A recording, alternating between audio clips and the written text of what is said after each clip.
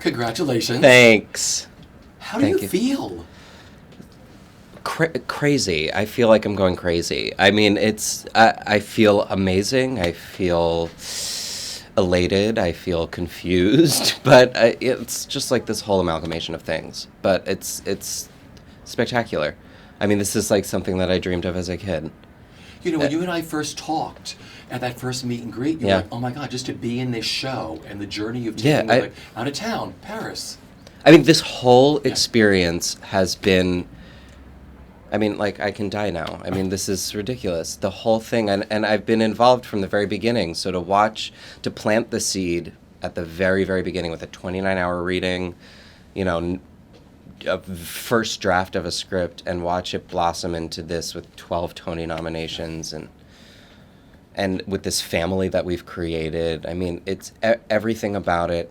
And not to say that it's, you know, been sunshine and rainbows the whole time. You know, creating a new musical it's a large feat that comes with its challenges, but the challenges make it that much more rewarding when, you know, you get recognized in this way. And when you realize, and this recognition just sort of validates that you're doing something right, that the work that you're doing is speaking to people, and that it's changing lives in some way, whether it's big or small or something. Yeah. Yeah. What was last night like for you, that performance on stage? It was just, it was one of the freest performances I've ever had. I felt so free on stage because I finally felt like you know, it's not that anything changed, but I felt like I had the permission to really just settle into this character and this performance. I was like, oh, I'm doing something right. And like this, I can just enjoy it. And I was like so out of my head, and just, it was the most present I felt on stage. I was really there with everybody.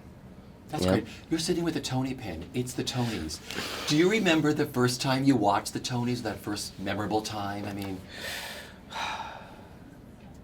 I don't really remember the first time, because I just watched them every year so religiously, and every year it was just like, you know, it's the ultimate.